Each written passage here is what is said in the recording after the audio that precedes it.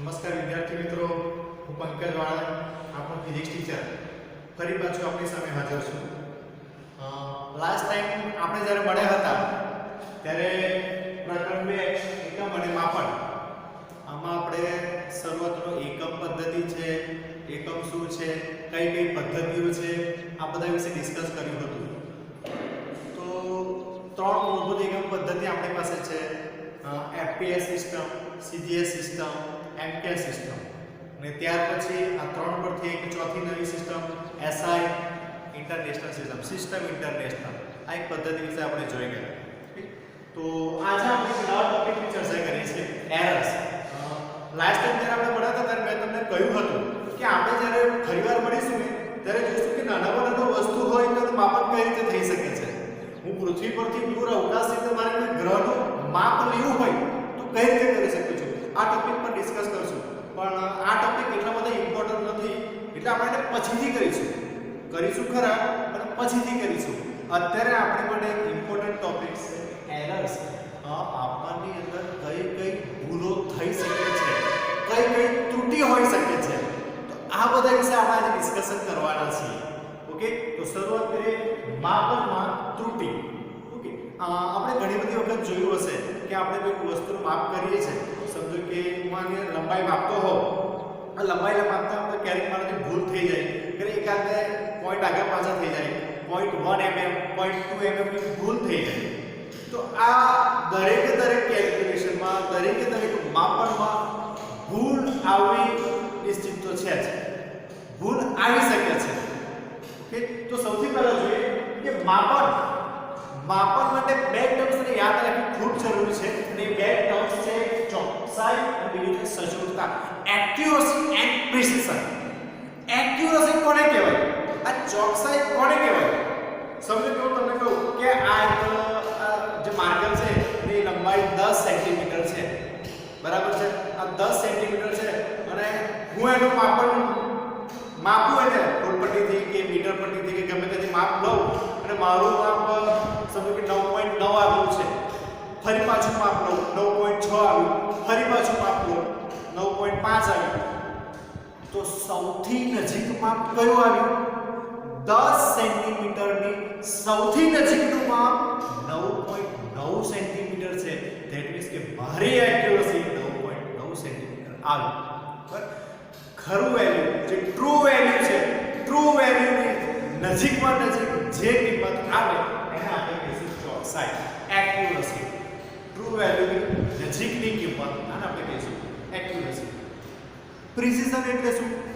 Vote is the meaning of precision? સચોટતા કોને કહેવાય? સચોટતા મતલબ વિભેદન. તમારા કોઈ સાધનથી કોઈકની અંદરનું માપનમાં એનું વિભેદન કેટલું થઈ શકે છે, રિઝોલ્યુશન કેટલું થઈ શકે છે, એને આપણે કહીશું સચોટતા.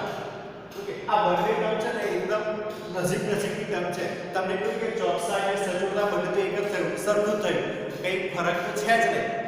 છતાં પણ એમાં એક નાનકડો તો ફરક છે જે ઘણો મોટો એનો ફરક બતાવી શકે છે.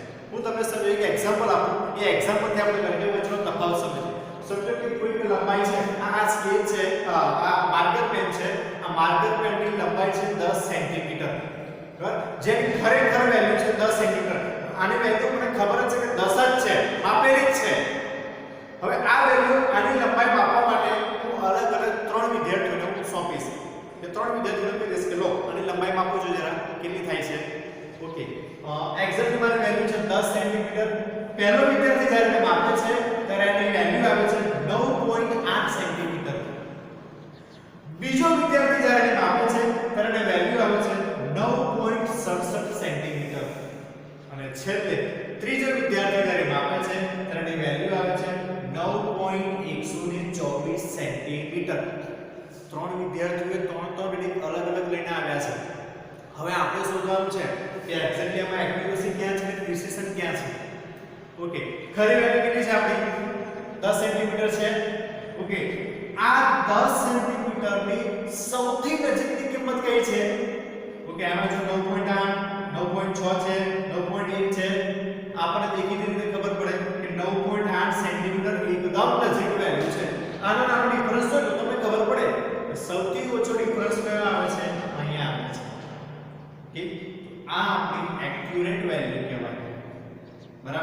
આને કહેવાય ચોકસાઈ. મોસ્ટ એક્યુરેટ વેલ્યુ, બરાબર છે, જે 10 સેન્ટીમીટર ની એકદમ નજીક છે. ઓકે, ત્યાર પછી પ્રિસિઝન જોઈએ. ઓકે, આની અંદર તમે જોઈ શકો છો કે પોઈન્ટ પછી એક જ આંકડો છે.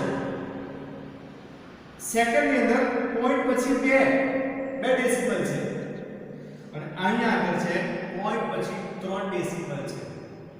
ઓકે, હું એવું કહું કે આની વેલ્યુ 9.9 અને 9.10 ની વચ્ચે છે. એટલે 9.9 અને 10 સેન્ટીમીટર આની વચ્ચેની વેલ્યુ છે. તો ગમે તે હોઈ શકે. 9.91 9.92 9.93. ઓકે, કહેજો 9.912 9.913. ધેટ મીન્સ કે જેમ તમારા ડેસિમલ વધતા જશે તેમ એનું વિભેદન મોટું થતું જશે, એનું રિઝોલ્યુશન વધતું જશે. બરાબર છે. તો પોઈન્ટ પછી જેટલા ડેસિમલ વધારે હોય એનું પ્રિસિઝન સૌથી વધારે હોય. બરાબર છે. તો આપણી માટે આ ત્રણ વેલ્યુમાંથી મોસ્ટ પ્રિસિઝેબલ વેલ્યુ કઈ છે, એકદમ સચોટ વેલ્યુ કઈ છે? 9.124. યાદ રાખજો, પોઈન્ટ પછી જેટલા ડેસિમલ વધારે હોય ને એટલી સચોટતા વધારે, એટલું વિભેદન વધારે. બરાબર છે. તો ચોકસાઈ અને સચોટતા આ બે વચ્ચેનો આટલો માઇનોર ડિફરન્સ છે. ખબર પડી ગઈ વિદ્યાર્થી મિત્રો? ઓકે, હજુ પણ કંઈ કન્ફ્યુઝન હોય તો તમે કોમેન્ટમાં મને પૂછી શકો છો. ઓકે, બીજી એક્ઝેક્ટલી એરર્સ. ત્રુટિ કેટલા પ્રકારની છે? બે પ્રકારની ત્રુટિ. કઈ એક વ્યવસ્થિત ત્રુટિ, બીજી છે અવ્યવસ્થિત ત્રુટિ. એક્ઝેક્ટલી વ્યવસ્થિત ત્રુટિ કોને કહેવાય? આપણે જે વ્યવસ્થિત રીતે થાય એને વ્યવસ્થિત ત્રુટિ કહેવાય. ઓકે, બરાબર છે, કઈ વાંધો નથી. વ્યવસ્થિત ત્રુટિ મતલબ કે આપણને ખબર છે કે આને રીડિંગની અંદર ભૂલ છે, મારી પોતાની જ ભૂલ છે. કઈ રીતે ભૂલ થઈ છે એ આપણને ખબર હોવી જોઈએ.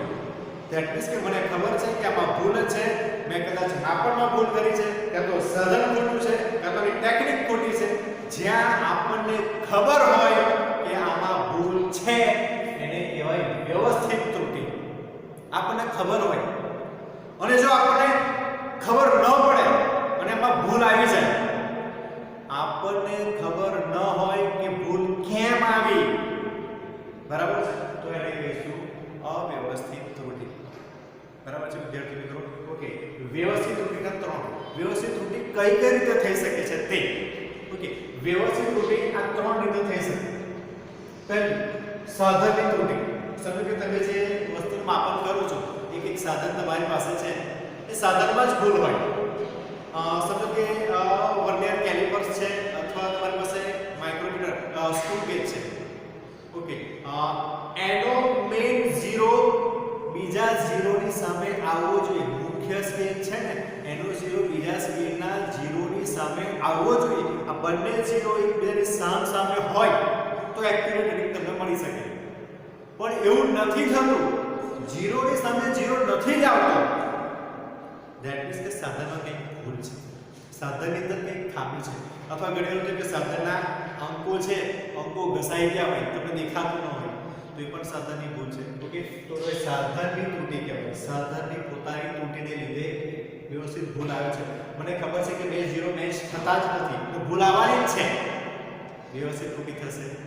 ઓકે, બીજી છે પ્રયોગની ટેકનિક કે તો પદ્ધતિની અપૂર્ણતા. આપણને પ્રયોગની ટેકનિક ખબર નથી કે કઈ રીતે પ્રયોગ કરવો છે, કે તો ખોટી પદ્ધતિ કરતા હોય. આપણને ખબર છે કે આ રીતે થવું જોઈએ પણ આ રીતે નથી થતું. હું જે પદ્ધતિ વાપરું છું એ પદ્ધતિ ખોટી છે. આપણને ખબર પડે, આપણને ખબર છે, બરાબર છે, તો તે વખતે એને કહીશું પ્રયોગની ટેકનિકને લીધે આવતી ભૂલ. પ્રયોગની ટેકનિકની અથવા પદ્ધતિ અપૂર્ણતાને લીધે આવતી ત્રુટિ. બરાબર છે. સમજો કે પ્રયોગ હું કરું છું કે અત્યારે ગરમી ઘણી બધી છે, ગરમી એટલે ટેમ્પરેચર પણ અસર કરતો હોય ઘણી વાર. આપણને ખબર છે કે આ પ્રયોગ ઠંડા વાતાવરણમાં થવો જોઈએ અથવા અમુક ટેમ્પરેચર સુધી કરીએ તો બરાબર છે. ટેમ્પરેચર વધી જાય, ટેમ્પરેચરમાં ફરક આવી જાય તો એની અંદર ભૂલ આવી શકે છે. ઓકે, તો હ્યુમિડિટી ધેટ મીન્સ કે ભેજની અસર થાય, પવનની અસર થાય, તાપમાનની અસર થાય. આ બધા ઘણા બધા બાહ્ય પરિબળો પણ એવા છે કે જે આ પ્રયોગની ટેકનિકને અસર કરતા હોય છે. ત્રીજી જે ભૂલ છે તે વ્યક્તિગત ત્રુટિ. આમાં વ્યક્તિની પોતાની રીડિંગ નોંધવામાં ભૂલ થાય છે. સમજો કે કોઈ આંકડા છે આ રીતે કંઈક આંકડા છે, આંકડો જોવામાં ભૂલ થઈ જાય. તમે સમજો કે એક્ઝેક્ટલી સર્વેનો કાપો આ જગ્યાએ આવે છે, તમે આ લઈ લો અથવા તમારાથી ભૂલથી ખોટું રીડિંગ લેવાય છે, એકાદ બે આંકડા આગળ પાછળ થઈ જાય, બરાબર? તો તેને આપણે કહીશું વ્યક્તિગત ત્રુટિ. વ્યક્તિની પોતાની દ્રષ્ટિભેદને લીધે ભૂલ થતી હોય. ઘણીવાર તો એક્ઝેક્ટલી આની ઉપરથી આપણે રીડિંગ જોવાનું હોય ને તો શું થાય, આપણે આંખથી જોઈએ રીડિંગ એટલે એકાદ કાપો ખસેલો દેખાય. આમ જોવાનું હોય તો થોડાક આંખથી જોઈએ, આ બાજુ ઉભેલો વિદ્યાર્થી આંખથી જોતો હોય, આ બાજુ ઉભેલો વિદ્યાર્થી આંખથી જોતો હોય તો બંનેના રીડિંગમાં ફેરફાર આવી શકે છે. તો ત્યાં આગળ વ્યક્તિની પોતાની ભૂલ થાય, ધેટ મીન્સ વ્યક્તિગત ત્રુટિ કહેવાશે, બરાબર છે? તો એક્ઝેક્ટલી વ્યવસ્થિત ત્રુટિ ત્રણને લીધે થાય છે. ત્રણ કારણ છે એના માટેના. એક સાધનની પોતાની ત્રુટિ, પ્રયોગની ટેકનિકની ખામી હોય, ત્યાં તો વ્યક્તિગતની પોતાની ભૂલ થતી હોય, ત્રુટિ થતી હોય તો ત્યાં આગળ વ્યવસ્થિત ત્રુટિ થાય. હા, આ વ્યવસ્થિત ત્રુટિ ધન ક્યાં તો ઋણ હોઈ શકે છે, ધન પણ હોઈ શકે, ઋણ પણ હોઈ શકે, ગમે તે વેલ્યુ હોઈ શકે છે. ઓકે, નેક્સ્ટ અવ્યવસ્થિત ત્રુટિ. મેં તમને પહેલા કહ્યું કે ભૂલ કઈ રીતે આવે છે એ આપણને ખબર પડતી નથી. મેં એક્ઝેક્ટ ટેકનિક બરાબર છે, સાધન બરાબર છે, મારું નિરીક્ષણ એકદમ કમ્પ્લીટ છે, હું કમ્પ્લીટ રીતે જોઉં છું, છતાં પણ એની કિંમતમાં ભૂલ આવે છે. કંઈક ને કંઈક રીઝનથી મારું રીડિંગ ખોટું આવે છે. કયા કારણે ખોટું આવે છે મને ખબર પડતી નથી. તો એને આપણે શું કહીશું? અવ્યવસ્થિત ત્રુટિ કહીશું આપણે. અવ્યવસ્થિત ત્રુટિ જેને આપણને ખબર નથી પડતી. હવે જ્યારે આવું થઈ શકે કે અવ્યવસ્થિત ત્રુટિ થાય છે, આપણે બધું જ ખબર છે કે ભાઈ મારી ટેકનિક સાચી છે, મારું રીડિંગ જોવાનું લોજિક છે, મારું મેથડ છે એ સાચી છે, સાધન પણ એક્ઝેક્ટલી કમ્પ્લીટ છે, છતાંય ભૂલ આવે છે, તો હવે શું કરું? આ અવ્યવસ્થિત ત્રુટિ જે આવે છે એને મારે ઘટાડવી છે. શું કરી શકાય? કંઈ જ કરવાની જરૂર નથી મિત્રો. ઘણા બધા રીડિંગ લઈ લો. સમજો કે આની 10 સેન્ટીમીટર લંબાઈ છે, હું માપું 9.8, 9.7, 9.6, 9.5, 9.4, ઘણા બધા રીડિંગ લયા કરે છે. પછી શું કરીશ? બધાની એવરેજ વેલ્યુ કાઢી નાખવાની. બધાની એવરેજ વેલ્યુ કાઢશો એટલે જે એક્ઝેક્ટલી નજીકની કિંમત છે આપણી, જે 10 સેન્ટીમીટર છે એની નજીકની કિંમત મળશે આપણને. આ એવરેજ વેલ્યુ એટલે આપણે એનું સોલ્યુશન, બરાબર છે? તો અવ્યવસ્થિત ત્રુટિને સોલ્વ કરવા માટે આપણે ઘણા બધા અવલોકનો લઈને એને એવરેજ કાઢી શકીએ છીએ. આ રીતે આપણે ઘટાડી શકીએ છીએ. આમાં તો આપણને ખબર પડશે કે કઈ રીતે ઘટાડવાનું છે, કારણ કે આપણને ખબર છે કે મારી ભૂલ ક્યાં થાય છે, તો આપણે ઓવરકમ કરી શકીએ છીએ. અહીંયા આપણને ખબર નથી પડતી કઈ ભૂલ થાય છે, તો એના માટે સોલ્યુશન શું છે? ઘણા બધા અવલોકનો લઈ લો, એવરેજ કાઢો, સોલ્યુશન આવી જશે. ઓકે, તો આ ત્રુટિ પણ ધન ક્યાં તો ઋણ બંનેમાંથી કોઈ પણ એક હોઈ શકે છે. ઓકે, તો મેઇન જે બે ત્રુટિ છે તે વ્યવસ્થિત ત્રુટિ, અવ્યવસ્થિત ત્રુટિ. ઓકે, ઘણીવાર આપણે શું કરીએ છીએ? એનું લિસ્ટ કાઉન્ટ કરીએ છીએ. લિસ્ટ કાઉન્ટ ધેટ મીન્સ કે લઘુત્તમ માપ ત્રુટિ, બરાબર છે? તો લઘુત્તમ માપ ત્રુટિ શું કે માપનનું સૌથી નાનામાં નાનું મૂલ્ય, માપનનું સૌથી નાનામાં નાનું મૂલ્ય એટલે લઘુત્તમ માપ. બરાબર? સમજો કે વર્નિયર કેલિપર છે, બરાબર? એ તમારું રીડિંગ ક્યાં સુધી માપી શકે? કે 0.01 સેન્ટીમીટર. ધેટ મીન્સ કે આનાથી મોટી ત્રુટિ હોઈ ના શકે. આટલી ત્રુટિ થઈ 0.01 સેન્ટીમીટર, આટલી જ ભૂલ આવી શકે છે, એનાથી મોટી ભૂલ આવી શકતી નથી. ધેટ મીન્સ કે આ વર્નિયર કેલિપર્સની આટલી ત્રુટિ છે, લઘુત્તમ માપ શક્તિ એની આટલી છે. ઓકે, એ જ રીતે સ્ફેરોમીટર પણ જે છે એનું લઘુત્તમ મૂલ્ય કેટલું છે? 0.001 સેન્ટીમીટર. એનો મતલબ થયો કે સ્ફેરોમીટરથી જો કોઈ રીડિંગ માપતો હોય એની એરર 0.001 સેન્ટીમીટરથી વધારે હોઈ જ ના શકે, એટલી જ આવી શકે છે. આનાથી વધારે મૂલ્ય આ મોટી એરર અંદર આવી શકતી નથી, બરાબર છે? તો વર્નિયર કેલિપર, સ્ફેરોમીટર. ઓકે, આ લઘુત્તમ માપ ત્રુટિ છે ને એ વ્યવસ્થિત અને અવ્યવસ્થિત આ બંને પ્રકારની ત્રુટિને લીધે આવતી હોય છે. વ્યવસ્થિત અને અવ્યવસ્થિત ત્રુટિ આ બંનેને લીધે એરર આવી શકે છે. એનું પણ સોલ્યુશન કેવી રીતે કરી શકીએ આપણે? એનું સોલ્યુશન પર આપણે એવરેજ કાઢી શકીએ છીએ. ઘણા બધા રીડિંગ લઈ લો, એવરેજ કાઢી લો અને આપણે એનું સોલ્યુશન મળી જશે. ઓકે, તો લઘુત્તમ માપ ત્રુટિનું સોલ્યુશન આ રીતે આપણે મેળવી શકીએ છીએ. ઓકે, હવે આ બધી તો એરર જે થઈ ને એ બધી એક સામાન્ય માહિતી થઈ, જનરલ થિયોરિટિકલ બધું થયું છે. આપણા એક્ઝામ્પલ માટે થઈને મેઇન થિયરીની શરૂઆત હવે થઈ રહી છે. તો અહીંથી આપણે મેઇન શરૂઆત એ છે કે જ્યાંથી આપણે એના એક્ઝામ્પલ પણ કરવાના છે. બરાબર છે. તો સૌથી પહેલી છે નિરપેક્ષ ત્રુટિ. નિરપેક્ષ ત્રુટિ શું છે એટલે સમજીએ આપણે. સમજો કે મારી પાસે ત્રણ રીડિંગ છે A1 A2 અને A3. બરાબર છે. ત્રણ રીડિંગ છે. હું એની એવરેજ કરું છું. હું એવરેજ કરીશ એટલે હું લખીશ A બાર થી લખીશ. હવે ત્રણની એવરેજ લઉં છું A bar. A1 A2 A3 divide by 3. આની મેં એવરેજ લઈ લીધી છે. તો નિરપેક્ષ ત્રુટિ કોને કહેવાય? નિરપેક્ષ ત્રુટિ મીન્સ કે જે તમારી સરેરાશ વેલ્યુ છે. બરાબર છે. નિરપેક્ષ ત્રુટિ આપણે સમજો કે મારે A1 છે એની નિરપેક્ષ ત્રુટિ શોધવી છે. તો એને હું કહીશ ડેલ્ટા A1. ડેલ્ટા A1 તમારી સરેરાશ કિંમતમાંથી આ કિંમત બાદ કરો. તમારી જે સરેરાશ વેલ્યુ આવે છે એના મૂલ્યમાંથી જે તમારું રીડિંગ આવે છે એ રીડિંગને બાદ કરો તો તમને મળશે ડેલ્ટા A1. ધેટ મીન્સ કે A બાર માઈનસ A1 અને શું કહેવાશે? નિરપેક્ષ ત્રુટિ. A2 ની નિરપેક્ષ ત્રુટિ મારે શોધવી છે. શું કહીશ? A bar minus A2. A3 માટે A બાર માઈનસ A3. બરાબર? A બાર એટલે આપણે એવરેજ વેલ્યુ છે. તમારી એવરેજ વેલ્યુમાંથી જે તમે એવરેજ શોધી છે એનામાંથી તમારે જે ખરું મૂલ્ય છે, તમારું જે રીડિંગ આવ્યું છે એને બાદ કરો ને તો તમને કયું મૂલ્ય મળશે? નિરપેક્ષ ત્રુટિ. આ નિરપેક્ષ ત્રુટિ તમને તે મળશે. બરાબર છે. આ નિરપેક્ષ ત્રુટિ છે. ઓકે. એવરેજ નિરપેક્ષ ત્રુટિ પણ આપણે શોધી શકીએ છીએ. આ જે નિરપેક્ષ ત્રુટિ છે એને એવરેજ લેવાની છે. બહુ સિમ્પલ છે. Delta A1 delta A2 delta A3 divide by 3. પણ યાદ રાખો જ્યારે પણ નિરપેક્ષ ત્રુટિની એવરેજ વેલ્યુ આપણે લઈએ છીએ ત્યારે આ ત્રુટિને હંમેશા મેગ્નીટ્યુડમાં બતાવવી પડે. હંમેશા મેગ્નીટ્યુડમાં બતાવવું. બરાબર છે. તો magnitude of delta A1 magnitude of delta A2 magnitude of delta A3 divide by 3. Okay. તો આ થઈ ગયા આપણી એવરેજ નિરપેક્ષ ત્રુટિ. ઓકે. મેથેમેટિકલ કેલ્ક્યુલેશનમાં જ્યારે એક્ઝામ્પલ કરશું ને ત્યારે બંને ઇક્વેશન બહુ જ કામના છે આપણી માટે. આના પરથી આપણે એક્ઝામ્પલ ઘણા બધા કરવાના છે. તો એક્ઝામ્પલ પર ધ્યાન રાખજો આપણે.